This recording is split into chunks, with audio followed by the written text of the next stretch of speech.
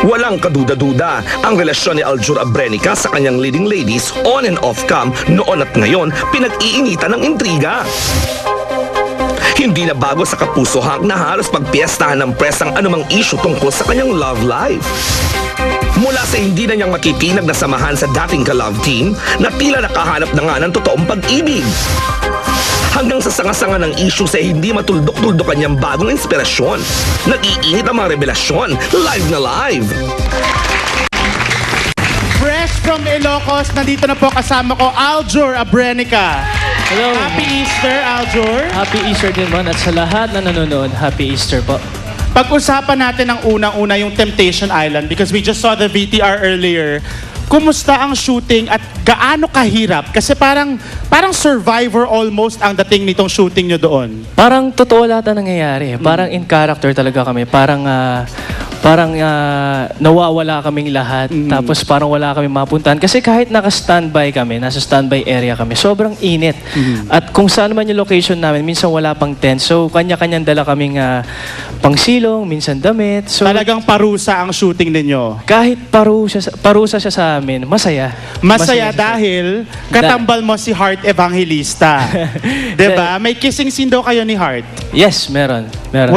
Was it awkward in the beginning? Kasi alam ko, you guys haven't worked together, di ba? So, nagkailangan ba with Heart? Ako, sa una nung nalaman ko may kissing scene kami, nailang talaga ako. Nailang ako. Medyo kinabahan ako.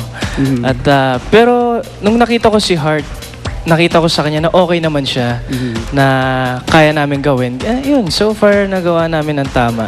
At Ikaw ba trabaho. ay may basbas ni Daniel Matsunaga? Ikaw ba ay nagpaalam? Kinausap mo ba siya? Or walang ganon? Hindi kasi, meron kasing kausap niya nun si Daniel. Si Daniel, kausap niya nun. Tapos sabi ko, pausap mo. Tapos kinausap ko. Ayun, wala naman eh. Cool naman eh. At kami ni Daniel kasi, nung The Last Prince pa lang, tropa na kami dyan eh. Magkaibigan na kami. So okay kayo, walang ilangan with Daniel. Wala namang ganun. Professionals. Itong recent issue naman kay Aljur, if you guys don't know, ay nalilink ka sa box office queen na si Miss Ai de las Alas. May mga issue na lumalabas, may mga articles na lumabas na nililink daw kayo sa isa't isa. Paano mo nakilala si Miss Ai at gaano katotoo itong isyong to? Baka ina-assume lang ng mga tao. Wala naman kasing eksakto. Kasi nung nalaman ko yan, ako rin nagulat. Pero kilala ko po si Miss Ai. How did you guys meet? Nagkakilala po kami through Father Eric. Nung nagkaroon ng Thanksgiving sa Machete, nakausap ko siya sa phone. Okay. Ayun lang. Nagkausap lang kami sa So phone. through your pastor? Opo. Okay. And then, nung sinabi na nga na may ganito, na may kotse, na hindi naman pinag-aralan ko, wala naman siya sinabi eksaktong diretsa sa Yung akin. kotse na sinasabi mo kasi mga kapuso, sinabi ni Miss Ai, nagbitaw siya ng salita na kaya kanyang bigyan ng luxury car. And she actually mentioned the Porsche. Kaya ka rin niyang bilihan ng Porsche. Anong reaction mo sa ganon? Baka una-una ayoko Kasi mahal ang Porsche. It's like 12 million pesos, di ba? Baka biro lang yan. Baka ano. You think pabiro lang? Pero may crush daw sa'yo si Ai. How do you feel? Hindi naman diretso sinabi sa akin. Baka ina-assume nyo lang. Di ba?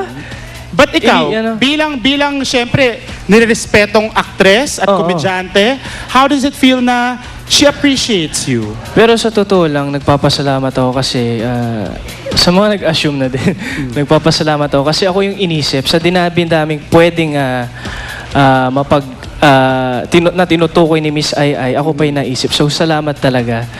And si Miss Ai po, isa po ako sa tagahanga niyan. Of course. Pinapanood ko po halos lahat ng pelikula niya. Okay, there you go. May mensahe ka ba kay Ai? Ayun, si Miss Ai, sana magkita na kami in person at maging mas makilala pa namin ang isa't isa. Mas bilang isang iniidolo ko siya, ayun, na maging magkaibigan kami. Okay. Balik-tambalan daw kayo ni Chris Bernal. Aljur, how does it feel? Kasi nag-try kayong to work with other people, pero parang gustong-gusto pa rin ng mga tao ang tambalan ng Alchris. How does it feel na parang ang dami nag-request, ang daming may gusto na sana kayo pa rin ang pagtambalin? Siyempre, wala akong masabi kundi salamat. Mm. Dahil marami pa ring tao na hindi bumibitaw na patuloy pa rin ang suportang ibinibigay sa amin ni Chris. Nakakataba ng puso yun. Dahil ang tagal naming nawala ni Chris Tapos andyan pa rin sila, hindi sila nawawala. Nandyan yung Al Chris, yung Aljurians, Crispers. Hindi sila nawawala sa mga vlogs, sa mga threads. Nandyan pa rin sila. Continuous ang support nila. And how is your closeness with Chris? Because naapektuhan ba yung pag-amin niya na may naliligaw na sa kanya? I mean, let's be real. May nanliligaw na kay Chris, si Jay Perillo. How does it feel na despite na may mga request for you guys to be together, meron ng ibang nanliligaw sa kanya? Normal lang naman yun. Mhm. Kasi si Chris ay single naman. And yung relationship namin ni Chris, on my part, masaya. Natutuwa ako sa kanya kasi hindi siya nagbabago sa akin. Ganun pa rin siya. At kahit may nanliligaw sa kanya, ganun pa rin. But do you think nagsiselo si Jay sa'yo? Hindi naman I siguro. mean, totohanan na to. I mean, sa tingin mo ba? I mean, you're a leading man and a lot of people are requesting for you guys to be together. Do you think may konting selos factor? Hindi ko alam Pero para sa akin hindi. Mhm. Kasi nga si Jay, nagkikita kami madalas. Tapos nagpagawa pa ako sa kanya ng kanta. Ng minus talaga? one. Oo, umaareglo siya ng mga minus ones. Tapos babayaran mo siya. Yan. Business niya yun I wanna ask Papa Jack, because makakasama natin po buong araw itong si Papa Jack about love advice ng mga celebrities. I wanna ask you, Papa Jack, if this happens in the real world, I mean, kung you have a special friendship with someone, may attraction naman, pero may naliligaw dun sa girl, and I'm sure si Alger may nililigawan na iba, does that exist in real life, na you have an attraction with someone, but regardless of your personal relationships? Kung ang tanong kung nangyayari sa itong buhay, oo naman, nangyayari yan. Di ba? Nangyayari talaga yan. Lagi-lagi nangyayari yan. Anong payo mo for someone like Aljor? Depende kasi kung ano ba yung kahulugan ng trabaho lang Di ba? Pag sinabi mong trabaho lang to, di ba? Then siguro pwede mo separate yung personal mong buhay doon sa trabaho mo. Ito namang attraction daw ni Miss Ai de las Alas kay Aljor. An older, respected woman, voicing out na crush niya itong si Aljor. What can you say about that? Kanina sinabi ni Alger na hindi pa sila nakita. Hindi pa po kami. Hindi pa raw sila nag-meet face-to-face although they spoke on the phone. Ayun, wala namang masama, di ba? Siguro naging issue na lang kasi yung gap ng edad nila. Pero wala namang masama Kung may crush si Miss Ai kay Alger, Alger naman talaga is a good-looking guy, di ba? So, walang masama. Okay lang naman siguro. Siguro nagiging mali lang kapag bigyan natin mali siya yung... Sa radio show mo ba, Papa Jack, at saka sa Starbucks, marami bang mga ganitong pangyayari na ang isang may edad na babae na in love sa isang single at mas nakakabatang lalaki?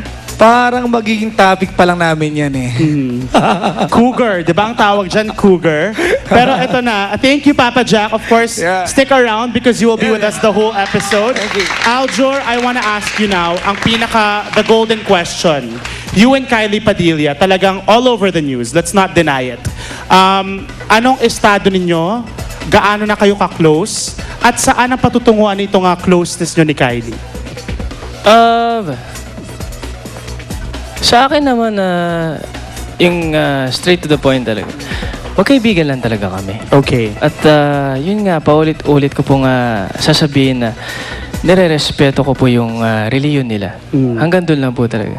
Pero ikaw ba, dinadalaw mo si Kylie? Si Kylie ba minsan dumadalaw sa'yo? I mean, kasi ako, I have some friends sometimes that come to my shoots also. Yeah, ngayon kasi sobrang busy na ni Kylie. May bago na siyang show. Tapos bumalik siya sa Twin Hearts. At ako naman, may movies. Pupunta akong Lawag. Tapos ganito. Hindi na kami masyado nakikita ngayon. Pero may connection kami. Tinatawagan ko siya. Okay, there you go. Thank you so much, Aljur Abrenica. Please invite everybody. Alam ko marami kang mga proyekto ngayon. Yes, ayan po. Ayan, abangan nyo po ang Temptation Island. Basta abangan nyo po. And Spooky Nights. Papa Jack, kailan ba ang Spooky Nights natin? That's gonna start soon. That's the one Kasama with ako doon, di ba? Chris Kasama Bernal, ako di ba? Oo, sa Saturday. And thank you nga pala sa bench and kay Ton Lau for styling me. And sa Artist Center, maraming salamat. Ayun, maganda yung plug ninyo. Thank you so much, Aljur. I want to thank Ton Lau, Dr. Vicky Bello, Eileen Ramos, Richard of Henry Calayg Salon, and Dr. Vivian Sarabia for my contact lenses. But right now, let's go to Sweet. Sweet, what's up? Thanks, Mon. Mga kapuso, meron tayong sagot sa scalp and hair problems ninyo.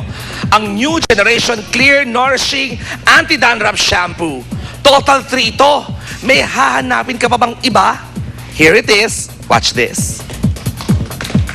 Hanggang 60% ng mundo ay meron pa ring dandruff at scalp problems. Kasi ang ilang shampoos ay hindi talaga effective. Nasa isang dermatology conference ako sa Paris to witness a breakthrough in scalp care.